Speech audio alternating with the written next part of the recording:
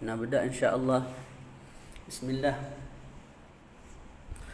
الله الرحمن الرحيم. الحمد لله رب العالمين، والصلاة والسلام على مولانا رسول الله الأمين وعلى آله وصحبه أجمعين، ونتعلم وتعليم وتذكر وتذكير والنفع والانتفاع والإفادة والاستفادة والحث على التمسك بكتاب الله وسنة رسوله صلى الله عليه وآله وسلم، والدلالة على الهدى ابتغاء مرضاته وثوابه وقربه سبحانه وتعالى.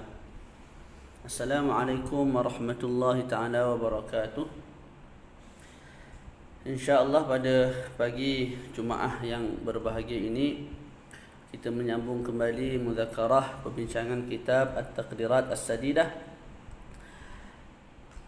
InsyaAllah sebelum kita masuk bab al-i'tikaf, kita baca balik masalah yang kelima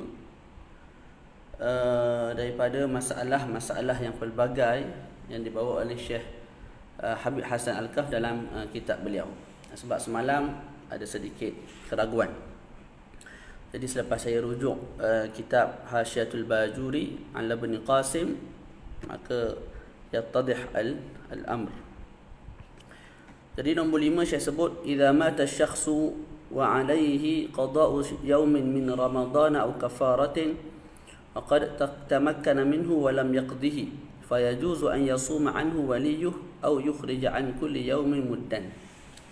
Bila mana seseorang tu mati dan di atas bahu dia ada Ramadan, ada qada fardu yang belum dia selesaikan, sama ada Ramadan ataupun kafarah. Kita sebut masalah ini ada dua gambaran. Pertama ialah gambaran orang yang tidak sengaja meninggalkan Ramadan ataupun tidak sengaja meninggalkan puasa wajib seperti kafarah, puasa sebab kafarah jima' siang bulan Ramadan dan sebagainya. Tak sengaja. Maka orang begitu kita sebut ada dua perincian. Yang pertama apa? Yang pertama begini, kita buat dalam bentuk cerita lah, menarik sikit. Zaid meninggalkan satu hari daripada sebulan Ramadan secara tidak sengaja, sebab sakit dan sebagainya. Okey. Kemudian Zaid ni satu hari Ramadan yang dia tinggal tu dia wajib qada lah. Dia wajib qada. Okey, lepas habis Ramadan masuk Syawal. Masuk Syawal dia boleh qada. Dia boleh qada lah 2 Syawal, 3 Syawal, 4 Syawal dia boleh qada. Tak. Tapi dia tidak qada sehinggalah dia mati. Dia mati. Maka kita sebut disebabkan dia tidak sengaja meninggalkan Ramadan, sekalipun dia tidak sengaja meninggalkan Ramadan, tapi disebabkan dia mampu untuk qada selepas Ramadan tu 2 Syawal sampai tempoh dia mati, sampai tarikh dia mati tu dia mampu untuk qada. Dia tak qada. Dia mati dulu. Tak. Sebelum sempat dia qada, maka kita sebut harus, tak wajib.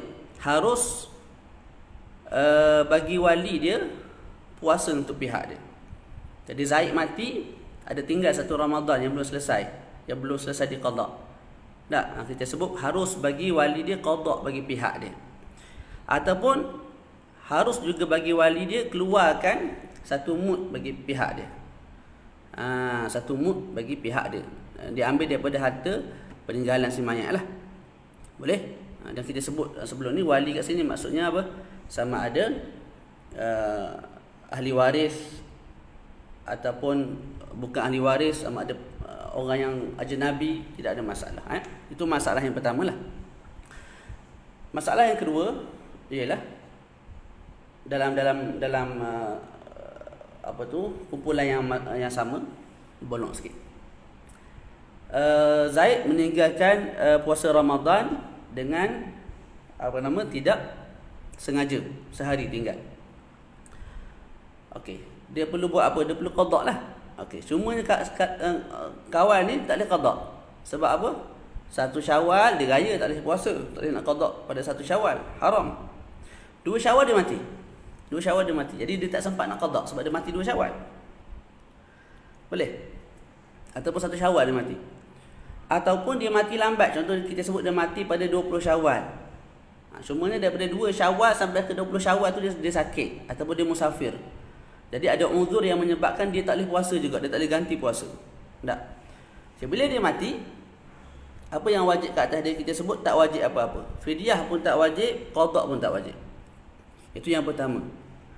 Apa gambaran yang pertama ataupun surah yang pertama yang terkeluar daripadanya 2 gambaran. Seseorang tu menikahkan Ramadan dengan tidak sengaja. Maka kita sebut sama ada dia mampu untuk qada, sekira-kira ada waktu untuk dia qada. 2 Syawal, 3 Syawal, 4 Syawal dia sihat. Dia tak qada juga sampai dia mati. Dan orang lagu tu harus bagi wali dia puasa untuk dia sehari ataupun bayar 1 mud bagi setiap hari yang si mati tinggalkan. Gambaran kedua tak sempat nak qada. Dengan makna apa? Dengan makna 2 Syawal, 1 Syawal mati. Ataupun mati lambat sikit. Contoh 30 Syawal baru mati, baru meninggal. Cumanya daripada 2 Syawal sampai ke 30 Syawal tu sakit. Tak, ataupun dia musafir. Jadi ada uzur yang menyebabkan dia tak boleh puasa. Kita sebut tak wajib bayar fidyah, tak wajib juga qada. Sebab apa? Sebab dia tinggal Ramadan dengan tidak sengaja dan memang dia tak sempat untuk qada. Gambaran kedua, ialah orang yang tinggalkan Ramadan dengan sengaja. Tinggalkan Ramadan dengan sengaja. Contoh Muhammad. Ramadan kali ni dia puasa 29 hari. Sehari dia tinggal dengan sengaja. Lapar perut pergi makan nasi. Boleh. Maka kita sebut Muhammad ni dia wajib bayar fidyah. Dia wajib qada. Dia wajib apa? Wajib qada Ramadan. Okey. Sama itu hukum lah. Jadi kalau masuk Syawal dia qada selesailah. Ni dia tak qada. Sampailah dia mati. Dia tak qada tu pula ada 2 gambaran lah. Sama ada memang tak sempat qada, sekira-kira dia mati pada 1 Syawal, ataupun sempat qada. Sempat qada tapi dia malah qada. Contoh 2 Syawal dia sihat, 3 Syawal sampailah 30 Syawal dia sihat. Tak, 30 Syawal tu mati. Jadi waktu untuk qada tu boleh. Ada, tapi dia tak qada. Tak. Sampailah dia mati. Maka kita sebut disebabkan dia tinggal Ramadan sehari itu dengan sengaja, maka wajib fidyah. Tadi harus. Yang ni wajib dia bayar fidyah. Bayar fidyah guna apa? Guna harta peninggalan dia lah, harta pusaka dia. Dan juga ataupun harus, yang qada ni saya tawakuf semalam. Dan saya tengok baju ni disebut harus qada. Harus qada. Jadi wajib bayar fidyah kalau si mati tu ada apa? Ada harta peninggalan lah. Wajib bayar fidyah 1 hari 1 mud. Kalau si mati tidak ada harta peninggalan, maka sunat bagi kaum kerabat dia tak tolong bayar 1 mud. Min babi qada'id dain lah. Wahwa sunnah. Satu tuntutan. Okey. Kalau harta peninggalan si mati pun tak ada, lepas tu orang lain pun tak nak qada, tak nak bayar fidyah, maka kita sebut harus qada puasa. Harus, tak wajib. Siapa nak qada? Bukan si mati tu mati dah. Siapa yang nak qada untuk dia? Orang lain. Harus ke? Wajib ke? Sunat ke? Kita sebut hukumnya harus, tak wajib. Harus orang lain qada puasa bagi si mati, tak wajib. Sebab apa? Kesalahan ialah kesalahan si mati. Dia yang tinggal Ramadan dengan sengaja. Dia yang tak sempat qada. Kenapa pula aku nak kena puasa untuk dia? Kenapa pula kewajipan tu jatuh atas aku? Pada sudut harta kita bolehlah sebut wajib keluar 1 mud menggunakan duit si mati. Sebab si mati tu bila mati ada peninggalan yang dia tinggalkan. Tapi puasa ni kalau si mati tak boleh buat, siapa lagi nak buat? Tak boleh dah. Tak ada orang lain. Kalau si mati tak boleh buat, orang lain yang kena buat. Okey, apakah dosa orang lain ni sampai nak kena qada bagi pihak si mati? Boleh. Jadi kita sebut harus qada. Tu. Siapa nak qada? Wali ke, bukan wali ke, anak murid dia ikut. Itu yang semalam lah. Okey. Kemudian kita masuk bab baru, babu al-i'tikaf. Babu al-i'tikaf. Kita baca ta'riful al-i'tikaf lughatan luzumus syai' walau syarran. Wa qala ba'duhum la yakunu illa fi khair. Al-i'tikaf pada sudut bahasa ialah melazimi sesuatu walaupun sesuatu tu buruk. Jadi itu pandangan pertama. Al-i'tikaf sudut lughatan luzumus syai' walau syarran. Bila disebut walau syarran tu maknanya luzumus syai' khairan au syarran lah. Jadi bila mana seseorang tu melazimi benda baik, itu kita panggil al-i'tikaf. Sentiasa mengaji Quran pada jam sekian sampai jam sekian, tu al-i'tikaf kita panggil. Sebab apa? Dia melazimi benda baik. Ataupun melazimi mencuri. Tak, petang Sabtu dia curi setiap minggu. Itu kita sebut apa? Al-i'tikaf. Cuma i'tikaf untuk buat benda jahat lah. Boleh? Okey. Itu sudut bahasa. Wa qala ba'dhum, sebagian ulama, ba'dhum ni bukan ba'dun nas al-masakin dah, ba'dul ulama. Berkata sebagian ulama yang lain, al-i'tikaf sudut lughah ialah la yakunu illa fi khair, iaitu luzumus syai' al-khair.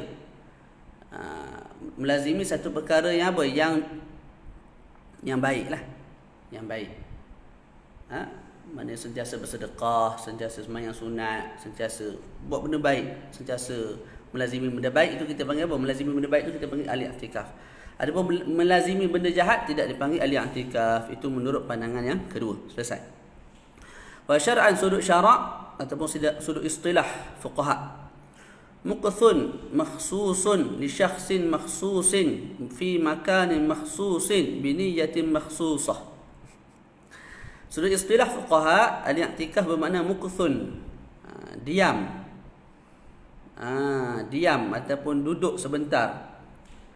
Kat sini sebut muqthun makhsus, duduk yang khusus, diam yang khusus, menetap yang khusus. Li syakhsin makhsus, bagi individu yang tertentu yang khusus. Fi makanin makhsus, pada tempat tertentu. Dia tak boleh i'tikaf dalam library ni. Tak sah, mesti ada tempat yang khusus. Biniyatin makhsusah, dan dengan niat yang tertentu, dengan niat yang khusus. Semua itu akan dibincangkan satu persatu lah. Al-mukthu, al-syakhs, al-makan, dan niyah itu akan dibincangkan satu persatu. Kemudian fadluhu, fadilat al-i'tikaf. Warada 'an Nabi sallallahu alaihi wa alihi wasallam annahu qala man masha fi hajati akhihi kana khairan lahu min i'tikafi 10 sinin. Wa man i'takafa yawman ibtigha'a wajhi Allah 'azza wa jalla ja'ala Allah bainahu wa bainan nar 3 khanadiqa. Kullu khandaqin ab'adu mimma baina al-khafiqain. Jadi disebut kat sini warid daripada baginda Nabi sallallahu alaihi wasallam, baginda bersabda, barang siapa yang berjalan ataupun keluar untuk menunaikan hajat saudaranya yang lain, maka ianya lebih baik daripada i'tikaf selama 10 tahun. Banyak besar ganjarannya. Dan barang siapa yang beriktikaf sehari dengan niat untuk mendapatkan keredaan Allah Subhanahu wa taala, maka Allah Taala akan jadikan antara dia dengan api neraka itu 3 khandaq, iaitu 3 parit. Mana jauh antara dia dengan neraka tu, Allah Taala jadikan 3 parit. Dan setiap parit tu lebih jauh daripada timur dan barat. Khafiqain ini timur dan barat. Jadi maknanya, faham tu dia punya makna dia lah. Wa qala aidan, dalam hadis yang lain disebut, wa man i'takafa 10 fi ramadana kana ka hajjataini wa umrataini. Kita baca banyak kali dah bab-bab ni dah. Tapi tak rasa jelira molek. Macam para ulama yang lain, rabbaniyin yang beramal sungguh baca betul sampai kat orang. Padang gitu ya. Allah Rabbi Allah Jadi man i'takafa 10, bagi barang siapa yang i'tikaf 10 hari dalam Ramadan, maka pahalanya Syekh sebut, Syekh pula dah Nabi sebut. Ni sebut Syekh ni kan. Wah pula aku nak jawab ni viral. Kana ka hajjataini wa umrataini. Pahalanya seperti apa? Seolah-olah buat 2 kali haji dan 2 kali umrah. Besar pahala tu. Kalau tengok sini secara umum lah 10, mana 10 yang pertama ke, 10 yang kedua ke, 10 yang terakhir ke. Okey, selesai. Fadilat ahli i'tikaf ni boleh baca dalam kitab-kitab yang lain banyak sangatlah. Fadilat baca Quran, fadilat ahli i'tikaf, fadilat tu fadilat ni dalam Riyadhus Salihin pun ada, dalam Fadailul A'mal yang apa tu sahabat-sahabat tabligh kita baca pun ada, dalam kitab-kitab lain pun banyak sangatlah. Ahkamu an i'tikaf, hukum hakam bagi i'tikaf ada 4. Nah tu. Ya Ustaz Muhammad. Masya-Allah. Ustaz Abrar, kaifa halukum? Ustaz Faiz, Ustaz di Bukit Besar. Ustaz Muhaimin, apa khabar kita? Ustaz Muhammad Hafizuddin, Ustaz Khairul Azwani. Barakallahu fikum. Yallah. Pertama, wajib kita i'tikaf idza nadharahu, bila kita nazar. Lillahi alayya an a'takifa idza najahtu fil imtihan atau in najahtu fil imtihan. Boleh. Aku bernazar untuk i'tikaf kalau aku berjaya dalam periksa, kalau aku dapat 10A, kalau aku hafiz Quran, kalau aku syahadah Quran. Maka bila dapat betul apa yang kita nazarkan tu, wajib kita i'tikaf. Mandub, yang kedua sunat, wa huwal aslu fih, dan ini hukum asal bagi ahli i'tikaf lah. Wa fi ramadhana wal ashril awakhir minhu akadu. Pada bulan Ramadan dan 10 pada bulan Ramadan dituntut, mana lebih dituntut untuk kita i'tikaf. Dan pada 10 malam yang terakhir itu lebih-lebih lagi dituntut. Kalau kita nak pecah level, kita boleh pecah 3. Asal hukum i'tikaf ni sunat. Tapi bila Ramadan, tuntutan sunat tu level dia makin tinggi. Bila masuk 10 yang terakhir, level dia melambung-lambung tinggi. Tu boleh. Jadi amalan ni walaupun sunat, tapi level sunat tu pun pelbagai lah. Macam kita sembahyang sunat 2 rakaat lepas zuhur tu lah. Khusyuk tak khusyuk, cukup syarat tu tak cukup syarat ni, sudut sunat tu sunat ni kita buat dalam sembahyang. Jadi pahala antara satu sama lain tu agak berbeza lah. Tak. Yang ketiga, makruh, dia benci syarak. Wa huwa i'tikaful mar'ah bi idzni zawjiha idza kanat min zawatil hay'ah ma'a amnil fitnah. Makruh kalau yang i'tikaf tu perempuan yang dapat izin daripada suami. Walaupun dapat makruh juga walaupun dapat izin daripada suami. Sebab apa? Idza kanat min zawatil hay'ah, kalau orangnya jenis orang yang pandai make up ni, orang jenis make up. Sama ada muka cantik ataupun tak cantik, tapi zawatil hay'ah ni maknanya pakai solek, pakai tu, pakai ni, nampak comel lah tubuh badan dia tu, muka dia tu nampak comel. Walaupun muka dia tak berapa comel pun, tapi sebab make up, sebab pakai baju liklak tu, dah. Tu. Jadi hukum makruh perempuan laku tu ahli i'tikaf ma'a amnil fitnah. Syarat makruh juga mesti aman daripada fitnah lah. Kalau takut dia tu menggoda orang lain sampai menyebabkan zina, ataupun ditakuti orang lain zina ataupun rogol dia, maka hukumnya haram dia pergi i'tikaf. Boleh? Okey, yang keempat, haram. Jadi walaupun ibadat macam saya semua sebut, disebabkan hukum ni hukum syarak, jadi kita kena patuh pada musyarri'. Allah Ta'ala sebut haram lah, halal halal. Jadi asalnya ibadat, tapi yang tukang buat ibadat tu, yang tukang mensyariatkan tu, iaitu Allah Subhanahu Wa Ta'ala mengharamkan, jadi haram. Haramul ma'sihah, haram lah ada 2 lah, haram ma'sihah. Haram tapi sah i'tikaf tu. Ni yang pertama. I'tikaful mar'ah biduni idzni zawjiha atau bi idnihi ma'a khaufil fitnah. I'tikaf seorang perempuan yang dah berkahwin lah, tanpa izin daripada suami. Suami tak bagi i'tikaf, pergi i'tikaf juga, sah i'tikaf, cuma haram, dapat dosa. Au bi idnihi ma'a khaufil fitnah, ataupun i'tikaf seorang perempuan setelah dapat izin suaminya, tapi ditakuti berlaku fitnah ke atas diri dia. Maksudnya apa? Sama ada dia bagi fitnah kepada orang lain ataupun dibimbangi fitnah berlaku ke atas dia. Macam saya terang tadi lah, sama ada dengan kecantikan yang dia ada tu, lepas tu pakai pula pakaian, make up apa semua tu, takut dia mengundang kepada lelaki-lelaki ni buat jahat kat dia. Boleh? Ataupun dia yang buat jahat pada orang lain.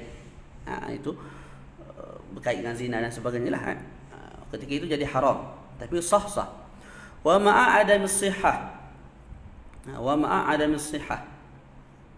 Yang seterusnya haram dan tidak sah, i'tikaful junubi wal haid.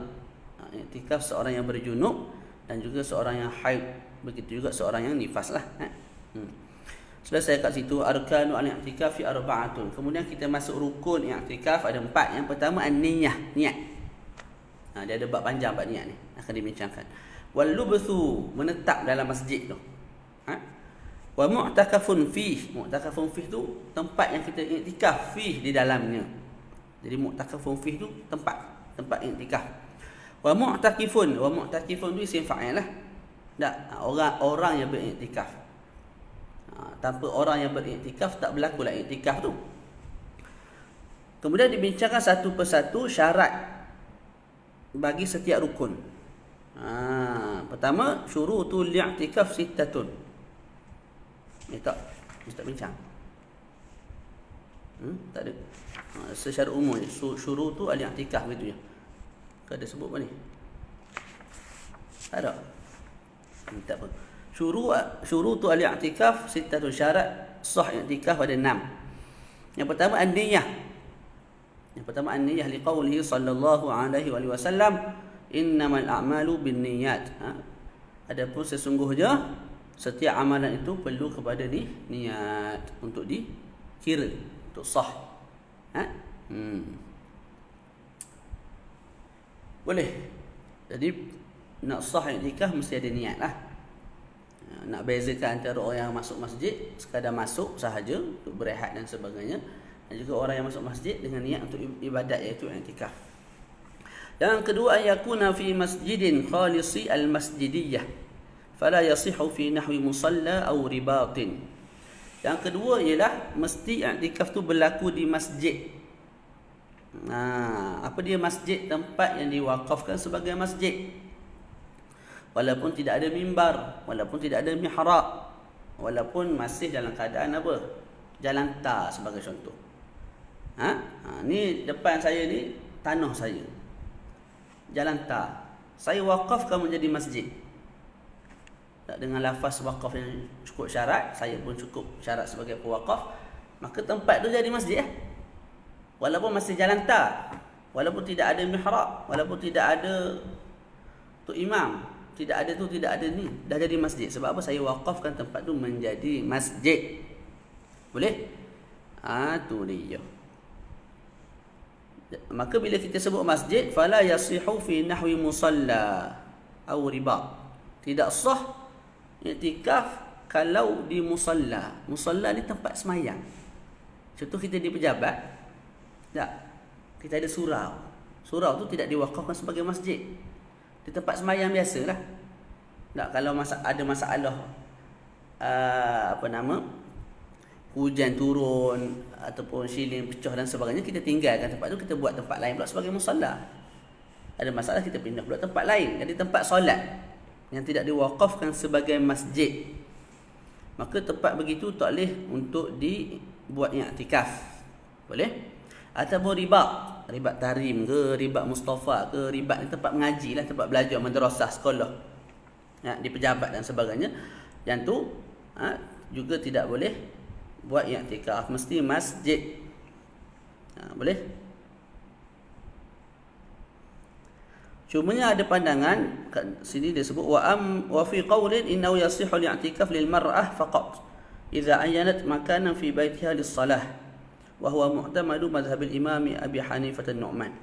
Ada pandangan mengatakan sah i'tikaf bagi perempuan sahaja, bagi perempuan jelah yang boleh buat lagu ni.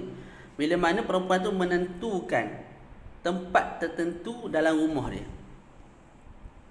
untuk sembahyang. Jadi perempuan tu jadikan bilik ni khas untuk sembahyang. Ibadat apa semua dalam bilik ni. Maka ada pandangan kata tempat tu juga sah untuk dibuat i'tikaf bagi perempuan tersebutlah. Malah dalam mazhab Syafi'i ni disebut sini pandangan muktamad mazhab Imam Ahmad. Kalau dalam mazhab Syafi'i kita ada lebih ekstrim ataupun lebih ada pandangan yang lebih mudah bagi perempuan ataupun hatta bagi lelaki. Kita i'tikaf di atas jadah kita. Lagu mana cara dia? Dalam Hasyiah Bajuri sebut, kita ambil satu sejadah, satu hamparan, lepas tu kita pakukan. Pakukan pada satu tempat. Tak boleh letak saja dengan gam, tak boleh.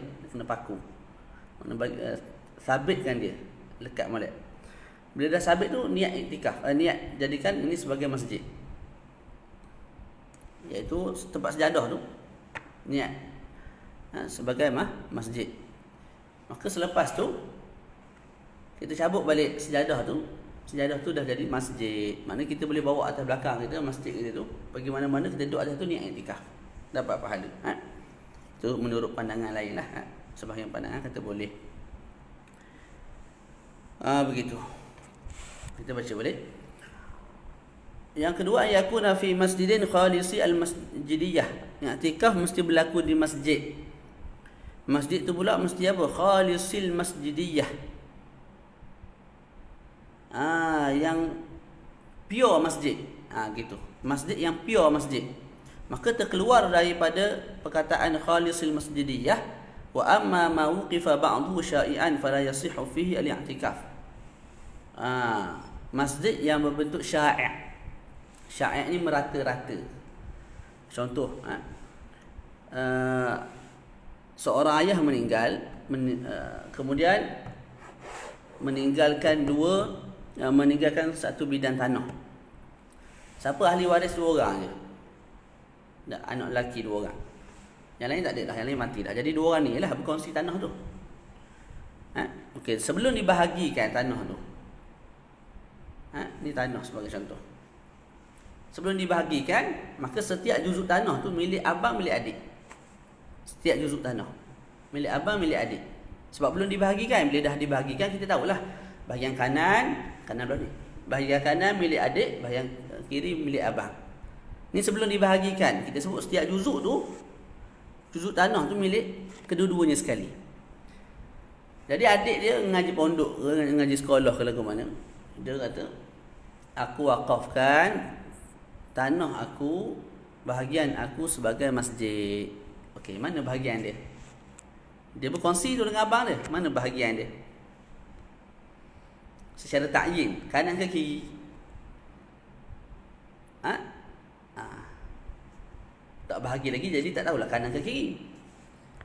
Malah setiap juzuk tu ada bahagian dia, tapi ada juga bahagian orang lain. Tak boleh kita sebut setiap juzuk tu dah jadi masjid, sah. Lepas tu sah i'tikaf. Sebab apa? Setiap juzuk tu bahagian dia. Memang bahagian dia, tapi bahagian orang lain ada juga. Setiap juzuk tu bahagian dia dengan bahagian orang lain. Orang lain tu tak nak buat masjid. Maka saya sebut tidak sah i'tikaf. Tidak sah i'tikaf. Boleh jadi masjid tu sah lah. Wakaf masjid tu mungkin sah. Kalau tak silap saya baca apa nama kitab dia baru ni. Kitab apa dia nama? Al-Fiqhul Manhaji. Baru baca. Kena kuarantin baru ni, tak ada kerja nak buat, baca dengan orang rumah. Bahasa Melayu punya lah. Dia habis buat wakaf, masuk buat wasiat. Boleh wakafkan secara syai' begitu masjid. Jadi wakaf sah, wakaf masjid tu sah. Tapi i'tikaf tidak sah.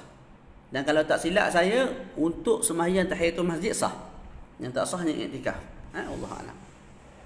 Selesai kat situ. Boleh? Jadi yang kedua, ayyakuna fi masjidin khalisil masjidiyah. Yang ketiga, al-lubthu fihi fawqa tuma'ninatis salah.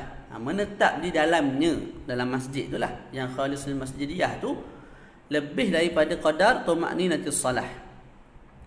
Ay al-wuquf. Tu terjemah bagi al-lubthu. Fala yasihu ma'al mururi biduni wuquf. Amma binisbati litaraddud fa yasih li'anna hukmahu ka hukmil wuquf. Jadi mesti al-lubthu, menetap. Dan menetap tu pula mesti disyaratkan lebih daripada qadar tuma'ninah, iaitu lebih daripada qadar tempoh menyebut subhanallah. Subhanallah kita sebut 3 saat. Jadi i'tikaf mesti lebih daripada 3 saat, 4 saat, 5 saat. Boleh? Tu dia. Maka bila kita sebut mesti menetap, duduk diam, tidak sah kalau sekadar lalu. Saya masuk pintu A, keluar pintu B, lalu. Tak berhenti, walaupun sekejap, lalu je. Ketika lalu tu saya niat dalam hati sahaja aku i'tikaf dalam masjid ni, tak sah. Nak sah kena berhenti kejap. Lepas tu i'tikaf, niat i'tikaf, lepas tu teruskan perjalanan, untuk keluar pintu B tu, dapat pahala iktikaf. Tak? Tu dia. Berbeza kalau taradud. Kalau lalu tak sah, kalau taradud sah. Taradudnya apa? Taradud ni kita masuk dalam masjid, contoh nak cari barang, handset kita hilang, nak cari barang. Tak, kita tak berhenti, tak diam, tak menetap satu tempat, tak, kita bergerak-gerak nak cari barang. Tapi dia main pusing, pas ke depan, pusing ke kanan pula, lepas tu cari kat belakang, lepas tu cari kat mihrab, cari dekat atas tu, atas ni. Tak berhenti. Tak ada pun menetap selama 10 saat, 20 saat, 2 minit, tak ada.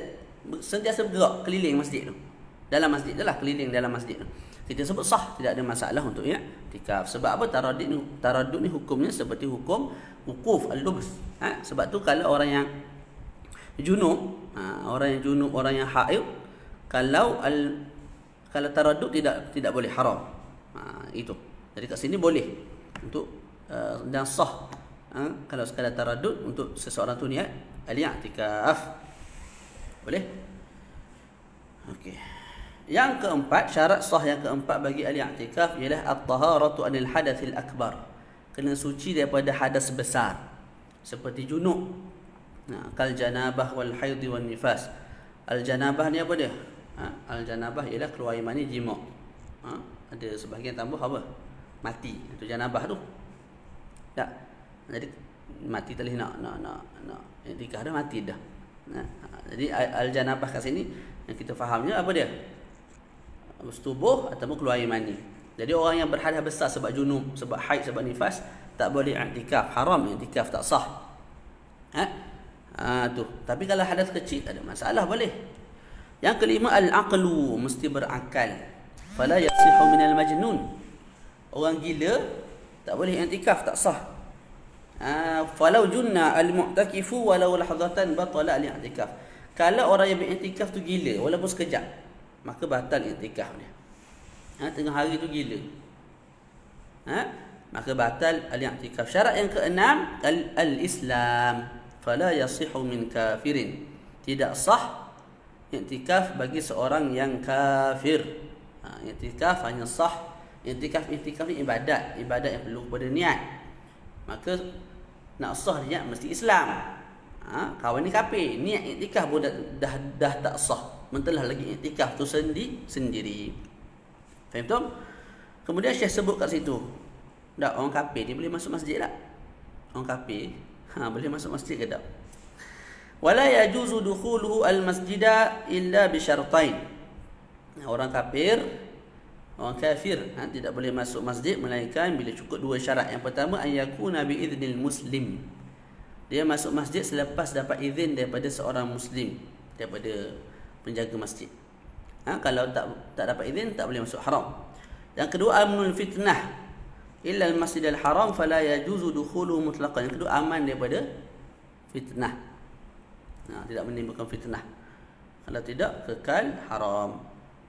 Itu masjid selain daripada Masjidil Haram lah. Kalau Masjidil Haram cukup syarat ke tak cukup syarat ke, haram. Orang kafir masuk ke dalamnya, ke dalam Masjidil Haram. Sebagian ulama tambah syarat apa? Syarat, kalau dalam kitab lain tambah syarat masuk tu lid-darurah. Sebab itulah Syekh kami, guru kami Syekh Mustafa, dia sebut kalau masuk sekadar nak tengok keindahan masjid, ataupun sekadar nak tengok sejarah masjid, masuk lama kan, dia masuk nak tengok sejarah ukiran-ukiran yang ada di dinding-dinding masjid, itu tidak dibenarkan. Sebab tu bukan darurah. Bukan darurah. Lidarurah atau lil hajah. Tak silap lidarurah. Bukan ad-darurah. Tapi kalau nak dapatkan perlindungan, dia kafir zimmi sebagai contoh, nak dibunuh oleh kafir harbi, masuk masjid, tempat lain tak ada lah. Boleh, lidarurah. Dan mesti cukup syarat lain lah, bi'idnil muslim dan sebagainya. Contoh nak tanya soalan, dan berminat pada agama, nak tanya tempat lain tak tahu adakah sumber tu tepat ataupun tak, maka dia nak masuk masjid, nak bagi tempat fatwa bagi dalam masjid tu, nak tanya tentang Islam, apa-apa syubhah dalam kepala dia nak selesaikan supaya dia masuk Islam ala bayyinah, maknanya ala basirah, masuk Islam akan jelas sungguh, tak sebab nak jadi pegangan sampai mati ni. Itu darurah, tidak ada masalah. Tapi sekadar masuk tengok kecantikan masjid, nak tengok barang-barang sejarah yang ada dalam masjid, ukiran-ukiran yang dibuat pada zaman-zaman 3-4 ribu tahun yang lepas, yang tu hukumnya apa? Haram lah, haram. Boleh? 3-4 ribu yang lepas. Kita baru 2023. Faham tak? Tu. Ini pandangan mazhab Syafi'i lah. Pandangan mazhab lain tu Allah A'lam. Bila kita mengajar mazhab Syafi'i ni, kita kena faham lah ni mazhab Syafi'i. Ustaz ajar tu tak tepat, Ustaz? Tak tepat. Tak tepat dari sudut apa? Mazhab Syafi'i ke mazhab lain? Kalau mazhab lain, memang mungkin tak tepat lah. Tapi saya mengajar mazhab Syafi'i, bukan mengajar mazhab lain. Dan saya bukan berfatwa sekarang ni. Saya bukan ahli fatwa. Saya ceritakan hukum, sampaikan hukum. Fatwa boleh tanya mufti lah. Contoh, Ustaz, orang kafir saya tengok boleh masuk je masjid kat Malaysia ni. Hajatnya tak lebih, hanya sekadar nak tengok keindahan masjid. Itu fatwa. Mungkin mereka tengok pada sudut yang lain dan guna mazhab lain dan sebagainya. Dan mereka akan bertanggungjawab dengan setiap apa yang mereka bagi fatwa tu. Boleh. Boleh baca kat sana tempat-tempat fatwa di Google, di jabatan agama tak, bahagian fatwa je boleh baca. Tapi bila kita mengajar mazhab, itulah. Kamu suka ke kamu tak suka ke, itu mazhab. Kena dengan logik akal kamu ataupun tidak, itu mazhab. Sebab agama ni pun ada yang tak kena dengan logik. Tak kena dengan logik akal, walaupun dia harus akal. Contoh Isra' Nabi, Isra' Mi'raj, tu tak logik akal, akal orang biasa lah. Tapi dia tak mustahil adat. Tak boleh sebut benda tu mustahil aklan. Mustahil aklan jadi tak boleh berlaku kalau kena ikut kaedah betul lah, kaedah ilmu kalam kan.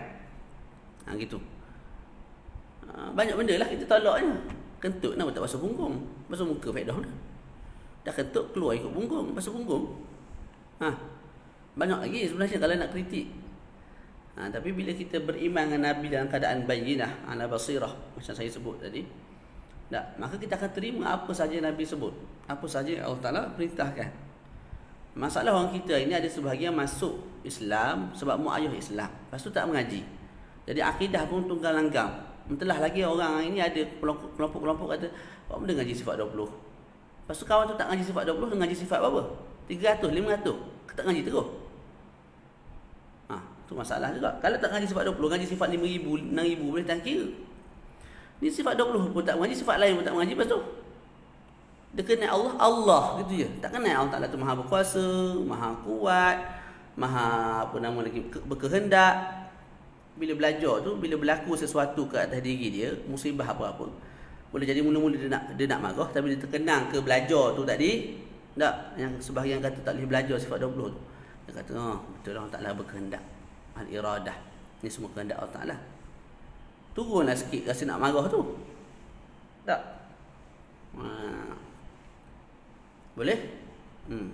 Ni tak boleh berlaku. Bergerak. Berat demo ni. Baca. Sunanu al-i'tikaf.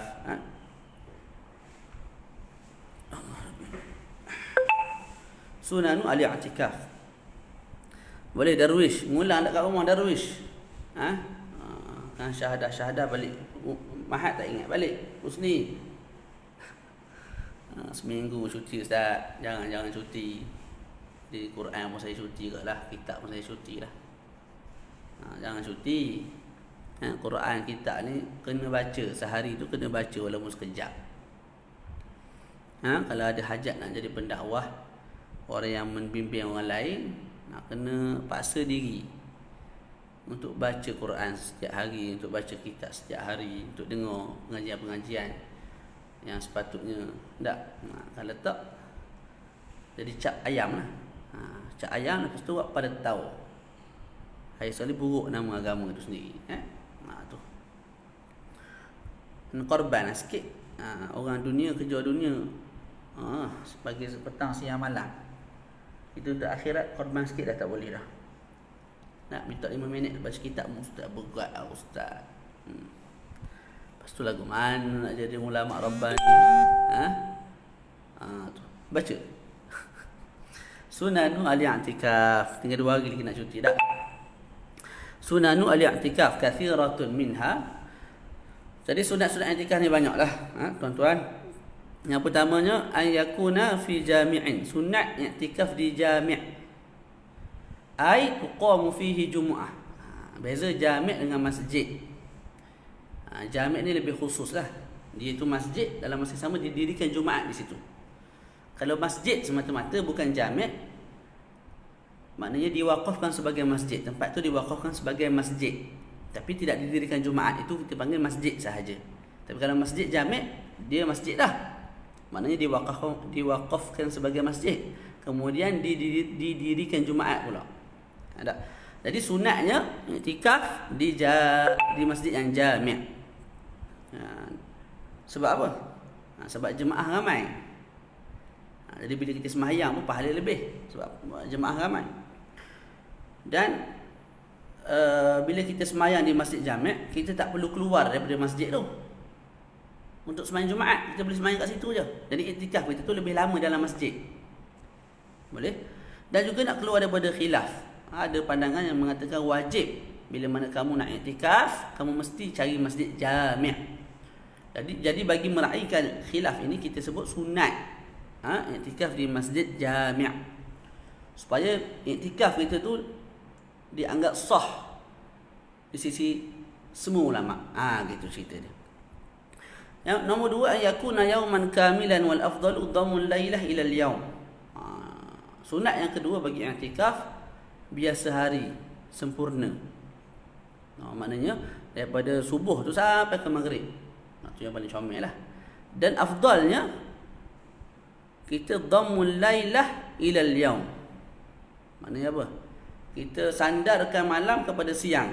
Jadi kita i'tikaf daripada apa? Daripada pagi subuh tu sampai ke maghrib. Lepas tu maghrib tu pun kita ambil sikit i'tikaf, lepas tu baru kita balik.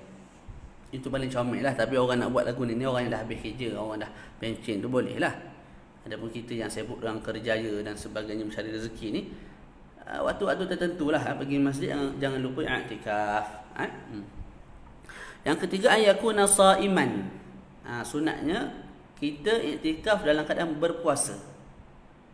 Sebab apa? Nak keluar daripada khilaf juga. Sebagai ulama sebut, ataupun sebagai mazhab yang lain, nak sah i'tikaf mesti puasa. Kalau tak puasa tak sah i'tikaf. Kita sunat kita i'tikaf dalam keadaan puasa pun sah, dalam keadaan tidak puasa pun sah. Boleh. Yang keempat, ayuktira min ad-du'a wal dzikri wal ibadah. Memperbanyakkan doa dan juga berzikir dan juga ibadah. Doa-doa ni ibadah lah. Doa ni, kita berdoa ni semata-mata sebab ianya ibadah.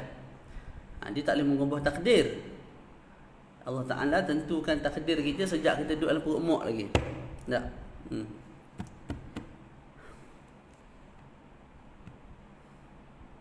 Boleh? Tu.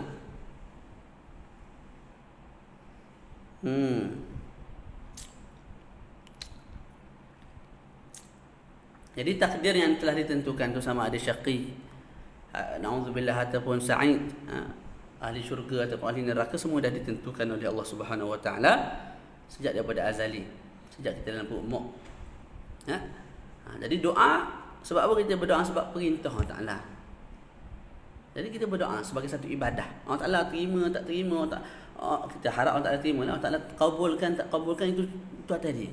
Kita berdoa atas nama apa? Atas nama kita hamba dia Tuhan. Kita nak tunjuk kita lemah, kita minta. Tak, tu. Wa zikri wal ibadah. Itu sudah akidah lah. Tak, atau hadis-hadis yang kalau mungkin ada menyebut doa tu boleh menolak, ni semua tu kena ditakwilkan ataupun dibahas oleh ulama lah, cara nak fahami dengan baik. Sebab tu tak boleh kita lari daripada ulama. Kalau tak jadi jam sungguh, bukan jam biasa, jam sungguh.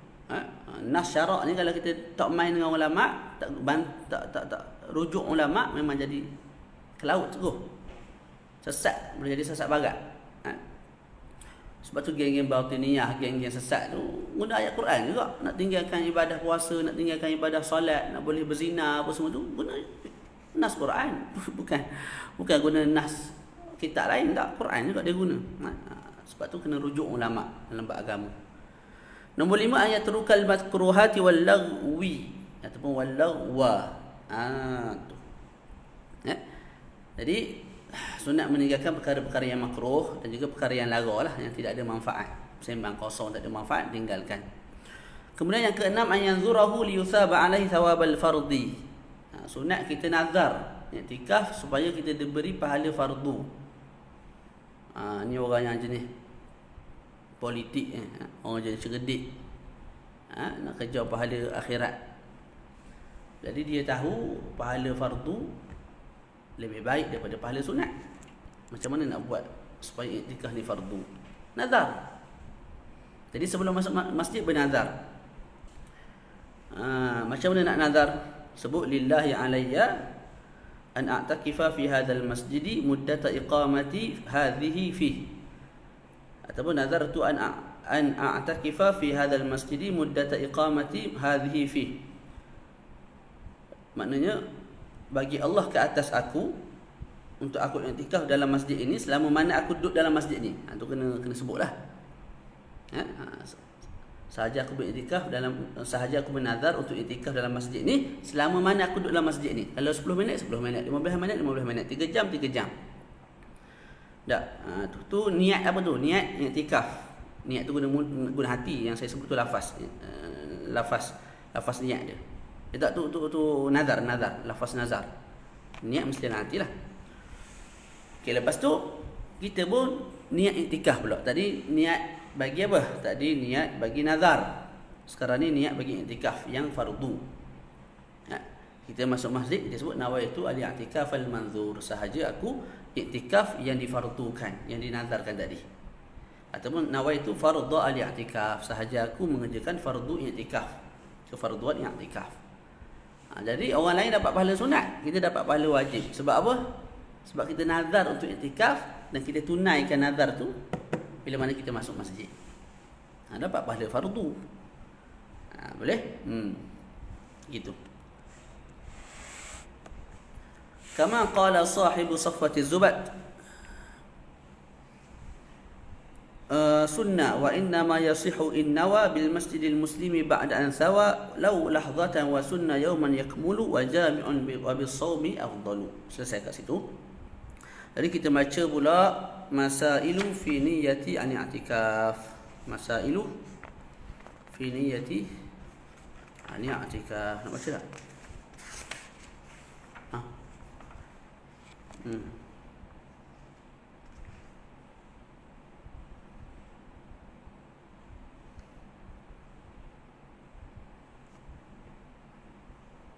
Kita bacalah satu masalah, dua masalah. Kita berhenti pada mubtilatu al-i'tikaf. Kita buat dua kali lah untuk i'tikaf ni. Kita baca masailu fi niyyati al-i'tikaf. Masalah-masalah yang pelbagai yang berkait dengan niat al-i'tikaf. Ni nak bincang ni apa? Pasal niat je. Masalah yang berkait dengan niat al-i'tikaf. Pertama, syakhsun dakhala al-masjida wa nawa al-i'tikafa wa kharaja minhu, ay min al-masjid. Thumma raja'a ila al-masjid fahal yanwi al-i'tikafa marratan ukhra am takfihi niyyatul ula.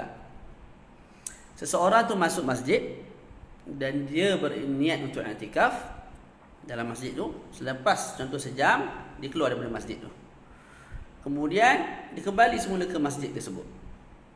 Soalan, adakah dia kena niat i'tikaf semula ataupun tak perlu dah?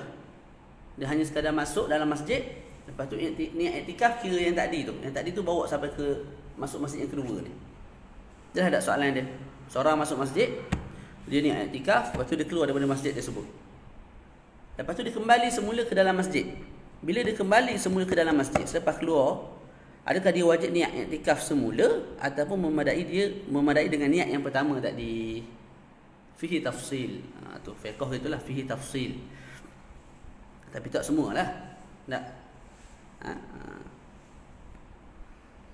Ada benda yang tidak ada tafsil. Tapi kebanyakannya fihi tafsil, fihi nazar. Fataratan yutliqul muddata wa taratan yuqayyiduha wa taratan yakunu nazran wa taratan yakunu manduban. Maka saya sebut padanya ada perincian hukum. Yang pertama kita sebut ada kala seseorang tu bila i'tikaf dia itlaqkan muddah. Kadang-kadang dia mengkaitkan muddah. Itulah muddah ni dia sebut sahaja aku i'tikaf. 5 hari ke 10 hari dia tak sebut. Kalau taqyid pula dia sebut sahaja aku i'tikaf 5 hari. Sahaja aku i'tikaf sunat 10 hari. Yang dia sebut muddah 2 jam, 3 jam. Itu dua gambaran dah. Wa taratan yakunu nazran wa taratan yakunu muddatin. Fananzur. Dia mari sangkut tuan-tuan. Share tuan-tuan. Kita nak unboxing. Unboxing hukum i'tikaf. Share tuan-tuan, like, comment, share bagi viral sekali. Okey. Yang pertama, idza atlaqa al-i'tikafa ay lam yuqayyiduhu bi muddatin. Gambaran pertama ialah bila mana seseorang tu mengitlakkan al-i'tikaf, iaitu dia tidak menyebut muddah tempoh i'tikaf. Sama ada i'tikaf dia tu nazar. Contoh nazar, kalau dia niat lillahi alayya an a'takifa. Bagi Allah ke atas aku, mana wajiblah untuk aku beriktikaf. Berapa hari dia tak sebut tempoh. Ataupun iktikaf tu sunat. Contoh dia sebut nawaitu al-i'tikaf, sahaja aku i'tikaf. Tak kisahlah sama ada wajib ataupun sunat.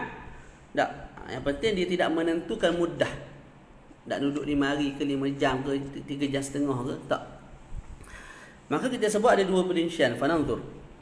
Idza kharaja min al-masjid bila azmin ala al-'aud inda khurujih lazimahu istinafu niyyati al-i'tikaf mutlaqa idza arada.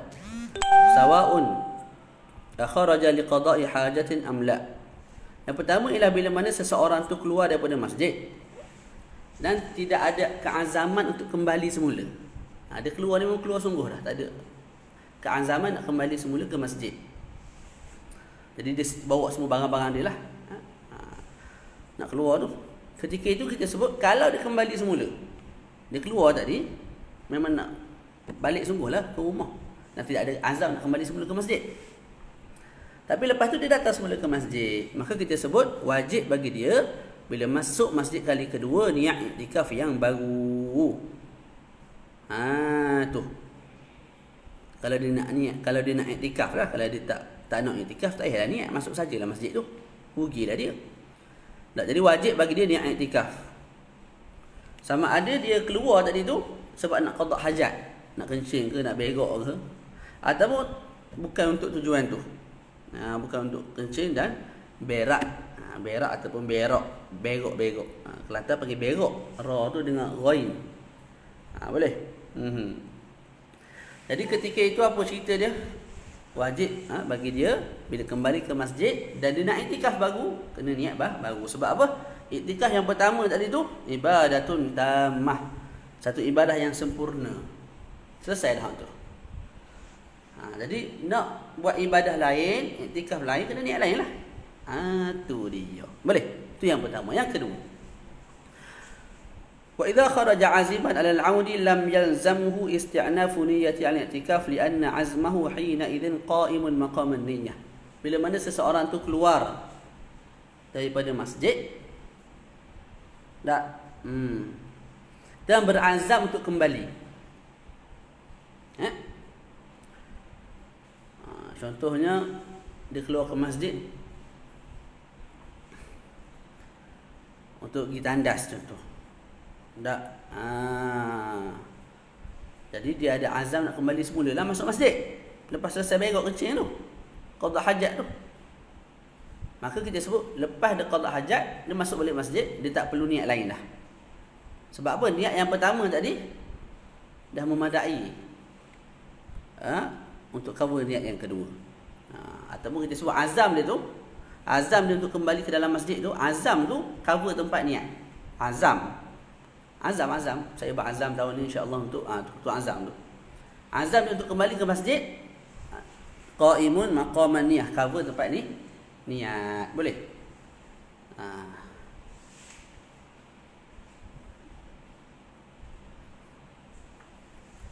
Jadi kita ulang. Kalau seseorang tu masuk masjid dan dia niat iktikaf, sama ada niat iktikaf fardu atau sunat. Yang penting dia tidak mengkaitkan muddah. Maka kita sebut kalau dia keluar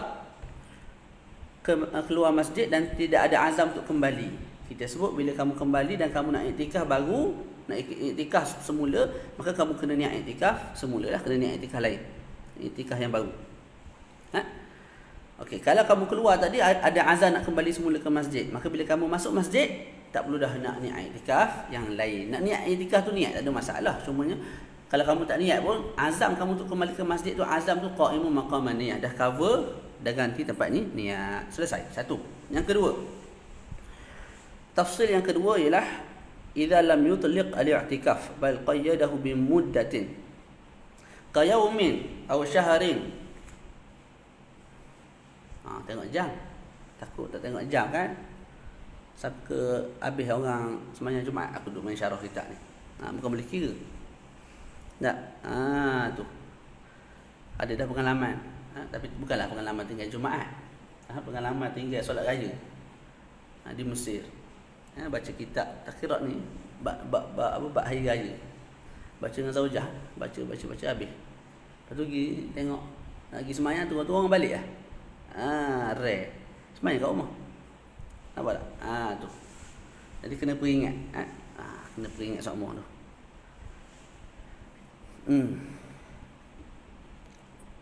Mana tadi? Sanian, yang kedua, idza lam yutliq al-i'tikaf, bila mana seseorang tu tidak mengitlaqkan al-i'tikaf, iaitu sekira-kira dia mentakyidkan sebulan, sehari i'tikaf, 5 hari 7 hari ikutlah. Dalam masa yang sama, sini ada cerita lain pula. Walam yashtarit at-tatabu', dan dia tidak mensyaratkan berturut-turut. Wa kharaja, dan dia keluar daripada masjid. Kat sini pun sama ada i'tikaf tu nazar. Contoh dia sebut lillahi alayya an a'takifa syahran, bagi Allah ke atas aku untuk aku i'tikaf sebulan. Tu. Jadi fardu, dia tidak menentukan sebulan berturut-turut, tak ada. Berturut-turut tu tak ada kat sini. Ataupun mandub, disebut nawaitu an i'tikafa syahran, sahaja aku i'tikaf sebulan. Tak. Maka kita sebut dulu sebelum apa-apa, yang sunat tu semua tak wajib buat. Yang sunat mana tadi? Nawaitu al-i'tikaf syahran, dia sahaja aku i'tikaf sebulan. I'tikaf sunat. Adakah dia wajib sebulan duduk dalam masjid? Tak. Dah niat, dah benda pun sunat. Kamu lepas sejam kamu nak keluar, tak nak sempurnakan, tidak ada masalah. Tapi kalau fardu wajib sempurnakan sebulan lah. Jadi gambaran kita nombor dua ni apa? Kena faham balik. Yang pertama, dia tidak itlaq, dia tidak kaitkan muddah. Dia kaitkan muddah, dia sebut sebulan, seminggu, sehari, 2 jam, 3 jam. Dalam masa yang sama tidak ada tatabu', dia tidak mensyaratkan tatabu' berturut-turut. Sama i'tikaf tu fardu ataupun tidak fardu. Sunat ataupun fardu. Kemudian dia keluar masjid. Fananzur, maka hukumnya ada perincian. Gitu. Sekarang kita pun tak ingat benda hukum tak? Sebab perincian. Sebab tu ilmu ni dia sangkut lagi tuan-tuan. Yahudi punya kerja ni. Okey. Yahudi belaka, dia sakit perut Yahudi kau. Semelik hari ni Yahudi ni. Macam orang sebahagian kita salahkan ahli politik. Dia sakit perut. Dia salah ke ahli politik. Salah mana? Tak. Tu. Padahal dia yang makan salah. Ataupun dia menghafal Quran. Tak lancar. Ni sebab orang ni memerintah ni. Apa kaitannya? Tak. Dia nak berpolitik ke tak nak berpolitik pun ikutlah. Tapi agak-agak lah. Ada juga jenis yang sabit yang ke Wahabi. Baru ni ada orang komen saya buat live kat rumah sekejap. Tu sembang bodoh lagu tu. Molek internet. Lepas tu start nak baca kitab ni, bismillahirrahmanirrahim. Dan bismillah saya sangkut. Saya snap gambar sangkut tu, saya post kat Facebook. Ada orang komen tu sebab Yahudi, tu sebab Wahabi Ustaz. Wahabi kat kena. Ada kaitan dengan Wahabi, internet lemah ni Ahli sunnah wal jamaah ke, Asy'ariyah ke, siapa-siapa ke. Tak bayar bil tu. Tak ada internet je. Ada semua benda salah. Ni susah kau tu apa tu kita panggil selingan lah tu. Yang bosan pula. Lepas tu masuk benda tu kata lawyer buruk pula. Berat dia mah. Kawan street yang kitab dia kata bosan. Kawan kau lawyer buruk dia kata lawyer buruk. Ni kawan nak marah ni. Baca. Tu dia. Jadi masalahnya lagu mana ni? Seorang tu niat iktikaf sebulan. Kita ambil sebulan lah. Lepas tu dia tidak syaratkan berturut-turut. Sama ada fardu ataupun tidak fardu. Lepas dia niat, dia duduk dalam masjid, lepas tu dia keluar. Apa yang akan berlaku? Fananzur.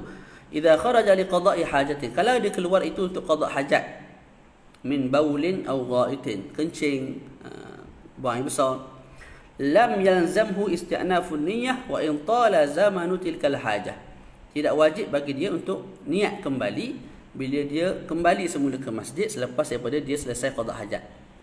Sekalipun waktu dia qada' hajat tu lama. Contoh tandas ada je. Orang beratur sampai 5-6 orang. Nak menunggu tu 1 hari dah lama. Lepas tu masuk tandas, perut memulas. Jadi dekat setengah jam, 40 minit dalam tandas. Sekalipun lama, kita sebut bila kamu kembali semula ke masjid, kamu tak perlu dah untuk apa? Untuk niat. Tak perlu untuk niat semula dalam masjid. Tak perlu niat iktikaf semula dalam masjid. Li'annahu la budda minhu. Sebab apa? Qada' hajat tu perkara yang tak nak mesti kita buat. Tak. Jadi fahuwa kal musnasna inda niyah. Jadi seolah-olah qada' hajat tu dikecualikan ketika mana niat. Maknanya kita niat sahaja aku beriktikaf sebulan.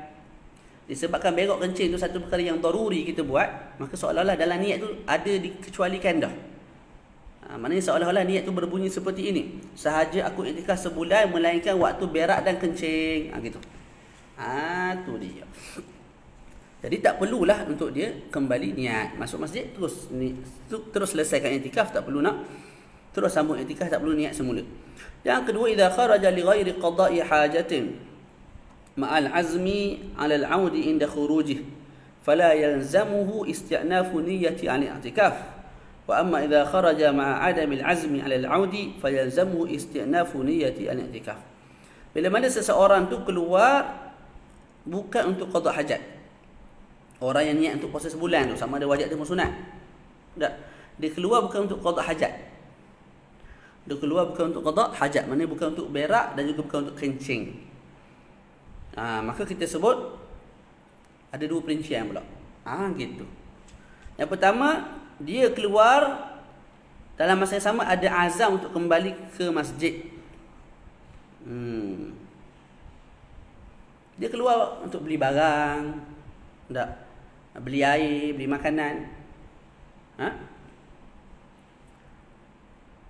Dan dia ada azam untuk kembali semula ke masjid. Maknanya lepas beli tak kembali semula ke masjid. Maka kita sebut bila dia lepas beli barang, dia masuk semula ke masjid, tak perlu dah niat lain. Sebab apa? Azam dia tadi qama maqaman niyyah. Qama maqaman niyyah. Cover tempat niat. Yang kedua, orang tu keluar bukan untuk qada' hajat. Mana bukan untuk kencing dan juga untuk berak. Dia keluar untuk beli barang, dia keluar untuk jumpa kawan dan sebagainya. Dan dia tidak ada azam untuk kembali ke masjid. Maka ketika itu wajib, bila dia kembali semula ke masjid, dia nak iktikaf semula, wajib dia niat iktikaf semula. Boleh. Kesimpulan dia, bila mana seseorang tu itlakkan dia punya niat iktikaf, bila mana seseorang tu niat iktikaf dengan satu mudah tanpa mensyaratkan tatabu' berturut-turut, maknanya dia sebut sahaja aku iktikaf sebulan ataupun sahaja aku bernazar untuk iktikaf sebulan. Kita sebut ada 2 perincian. Pertama, dia keluar daripada masjid untuk qada' hajat. Maka kita sebut sekalipun qada' hajat tu lama, bila dia kembali semula ke masjid, dia tak perlu niat dah. Sebab apa? Waktu qada' hajat tu 40 minit sejam tu mustathnan, kal mustathna, dia berkecualikan ketika mana niat. Sebab apa? Dia tu satu perkara yang la budda minhu. Yang kedua, dia keluar untuk apa? Untuk satu perkara yang bukan untuk qada' hajat, bukan untuk berak dan kencing. Ketika itu kita sebut ada 2 perincian. Yang pertama, dia berazam untuk apa? Untuk kembali ke masjid. Bila dia berazam untuk kembali ke masjid, maka kita sebut tak perlu dah ni niat kali kedua lah. Sebab azam tu qaimah maqaman niyyah. Adapun kalau dia keluar bukan untuk qada' hajat dan tidak ada azam untuk kembali semula ke masjid, bila dia kembali semula ke masjid dengan niat untuk meneruskan iktikaf, maka kita sebut dia kena niat iktikaf yang baru. Faham tak? Tu dia.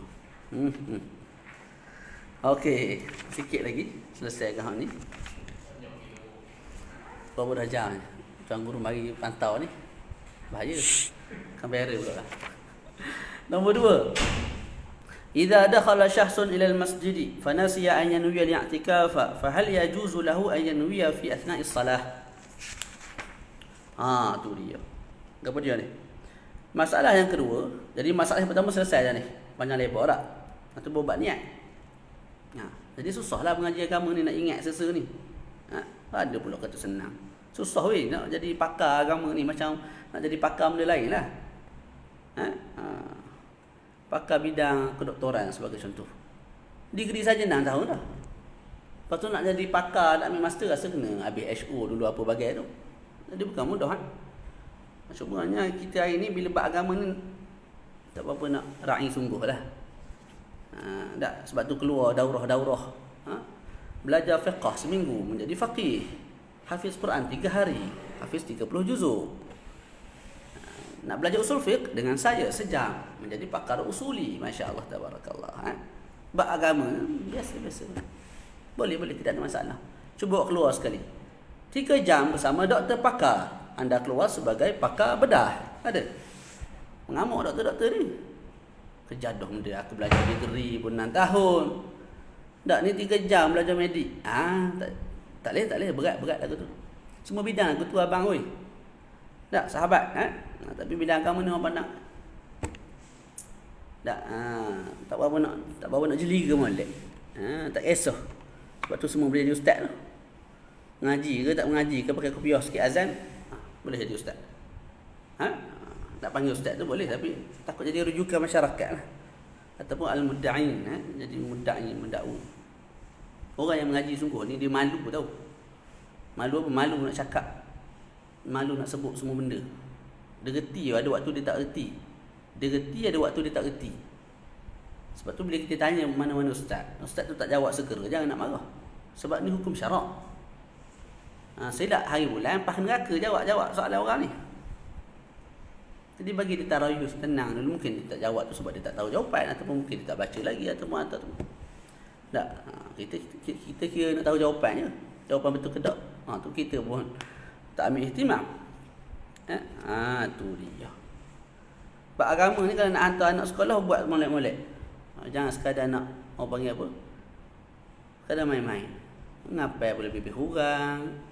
Anak nak ngapai ke tak ngapai ke, ikut dia lah. Bab agama ni mudah aja insya-Allah. Pantau macam kita pantau anak kita SPM tu.